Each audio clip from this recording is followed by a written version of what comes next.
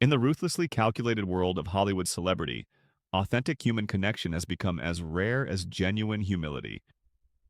Yet buried within the carefully orchestrated promotional tours and strategic social media posts lies a relationship that reveals more about Dwayne, The Rock, Johnson's true character than any number of 4 a.m. workout videos ever could. His unlikely friendship with Brendan Fraser.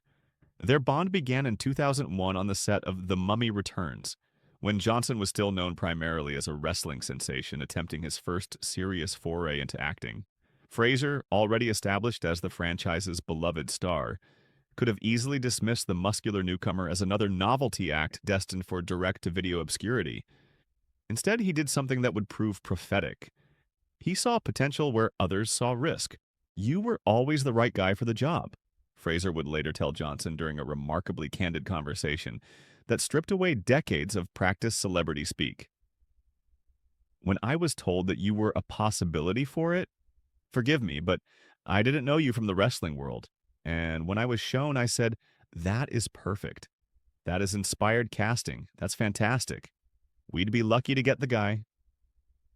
This moment of recognition, captured in their recent reunion interview, reveals something crucial about Johnson that his carefully curated public persona often obscures: his vulnerability.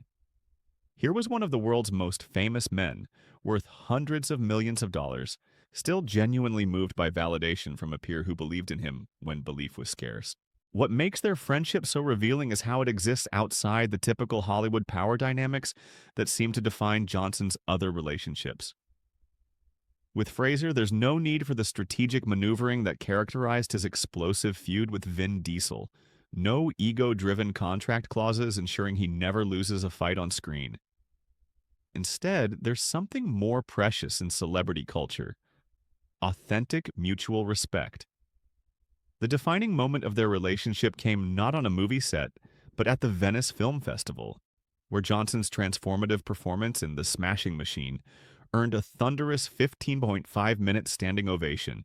As Johnson stood overwhelmed by the response, it was Fraser who broke through the chaos of agents, publicists, and festival officials to offer something more valuable than any professional congratulations: genuine human connection. Who was right there? Not only who was right there, but who actually stepped in the line of traffic to stop me. "And it was you with the biggest smile and the biggest hug," Johnson recalled, his voice carrying an emotion rarely heard in his typically polished public appearances. The image is striking. Hollywood's highest-paid action star, moments after receiving career-defining acclaim, finding his greatest validation not from industry executives or critics, but from a friend who simply saw him and acknowledged his achievement. Their conversation about pain and vulnerability reveals the most authentic version of Johnson we may ever witness publicly. When Fraser observed, "You could throw me off the back of a moving vehicle or light me on fire or knock the crap out of me all afternoon. Just don't say anything mean to me, 'cause that'll really hurt." Johnson's response was immediate and genuine. "Yes, by the way," and that's the vulnerability part. Yes. This exchange cuts to the heart of what makes their friendship so significant. Both men have built careers around physical strength and heroic personas, yet their deepest bond comes from acknowledging shared emotional fragility. Fraser, who endured years of physical punishment for his craft and later faced personal struggles that temporarily derailed his career, understands the cost of performing invincibility. Johnson, despite his motivational speaker image and relentless positivity, reveals through their conversations that he too knows the weight of carrying others' expectations while maintaining an impenetrable facade. The timing of their reconnection is particularly meaningful. Fraser's career renaissance, crowned by his Oscar-winning performance in The Whale, came as Johnson faced mounting criticism about his own authenticity. Reports of chronic lateness on sets, ego clashes with co-stars, and questions about the genuine nature of his social media persona had begun to tarnish his carefully constructed image. Yet with Fraser, none of these professional complications seem to matter. Their friendship exists in a space before calculation, rooted in the moment when Johnson was still learning to act, and Fraser was generous enough to welcome him. "By the way, thank you for all the support on Smashing Machine. Johnson tells Fraser, referring not just to public endorsements, but to something deeper. You nailed it, dude. You nailed it. I was like, geez, you got me in the feels. And I felt the pain of that man. Fraser's ability to see through Johnson's performance to the emotional truth beneath represents exactly the kind of authentic recognition that Johnson's public brand promises but rarely delivers. Their friendship also illuminates the fundamental loneliness that can exist at the center of massive fame. Johnson has spoken about feeling isolated despite constant public attention, and Fraser's own journey through career highs and devastating lows has given him unique insight into that particular kind of celebrity suffering. When they discuss loneliness as a public health concern, they're not speaking academically, but from lived experience. What emerges from their interactions is a picture of Johnson that his Instagram feed, with its relentless positivity and motivational messaging, rarely captures. A man genuinely grateful for authentic connection, still moved by kindness, still learning about himself through his craft. With Fraser, Johnson doesn't need to be The Rock, the motivational guru, or the hardest working man in Hollywood. He can simply be Dwayne, an actor still discovering what he's capable of when he stops trying to live up to his own mythology.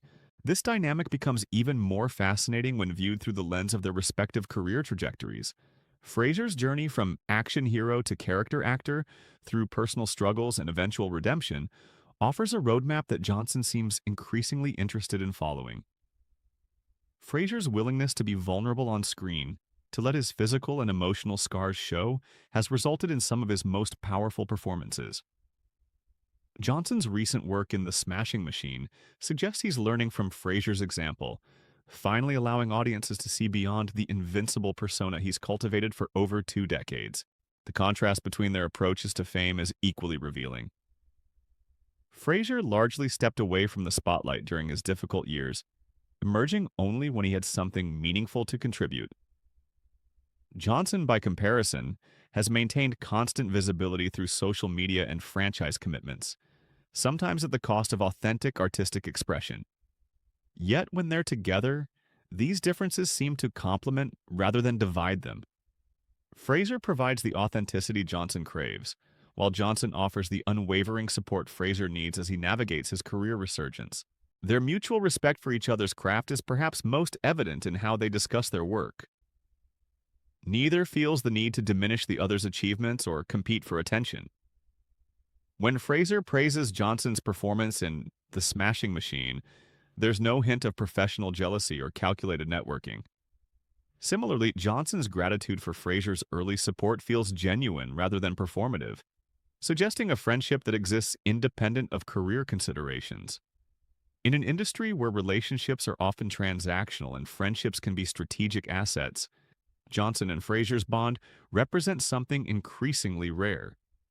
Two people who see each other clearly, support each other genuinely, and remind each other that beneath all the performance and positioning, they're still just human beings trying to tell stories that matter.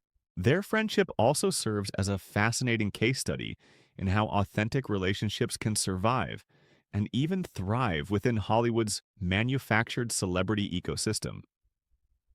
While Johnson's public persona has become increasingly scrutinized for its calculated nature, his interactions with Fraser reveal glimpses of the man he was before he became a brand. There's a spontaneity and warmth in their conversations that feels distinctly different from Johnson's typical media appearances. This authenticity becomes even more precious when considered against the backdrop of Johnson's recent professional challenges. As reports of on-set behavior issues and ego conflicts have mounted, his friendship with Fraser stands as evidence that his capacity for genuine human connection remains intact. Fraser's continued support, even as Johnson faces criticism, suggests he sees something in their friendship that transcends professional considerations. Their bond ultimately offers hope that even in Hollywood's most manufactured moments, real human connection can still break through. In Fraser, Johnson found someone who believed in him before believing was profitable, who sees his vulnerability as strength rather than weakness, and who offers the kind of genuine support that no amount of social media engagement can replicate. Perhaps that's what makes their relationship so compelling in the context of Johnson's current career crossroads. As he faces increasing scrutiny about his authenticity, His friendship with Fraser serves as evidence that the man beneath the brand is still there, still capable of genuine emotion and real connection when the circumstances allow for it. In the end, their unlikely friendship suggests that even in Hollywood's most manufactured celebrity culture, authentic human bonds can still survive and flourish, offering rare glimpses of who these larger-than-life figures really are when the cameras stop rolling and the performance finally ends. The lessons their friendship offers extend far beyond celebrity culture.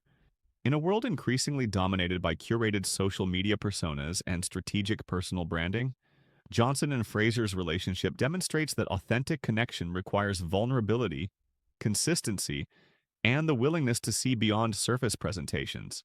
Their bond survived Johnson's transformation from grateful newcomer to global superstar precisely because it was rooted in genuine recognition rather than mutual benefit.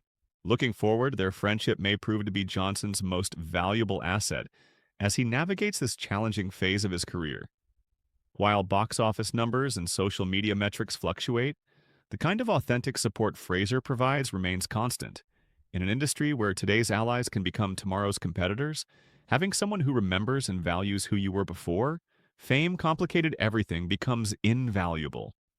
Their story ultimately reminds us that beneath every carefully constructed celebrity persona lies a human being seeking connection, understanding, and authentic recognition.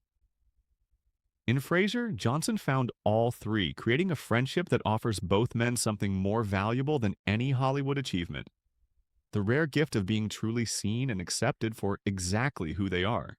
This friendship stands as a testament to the enduring power of human connection in an increasingly artificial world, proving that even amid the machinery of modern celebrity culture, genuine relationships can still flourish when built on the foundation of mutual respect, shared vulnerability, and authentic recognition of each other's humanity. In Johnson and Fraser's unlikely bond, we find deep hope that authenticity hasn't been completely consumed by the relentless demands of modern celebrity fame, and that the capacity for genuine human connection remains vibrantly alive, waiting patiently to surface when the circumstances are just right and the people involved are so genuinely real.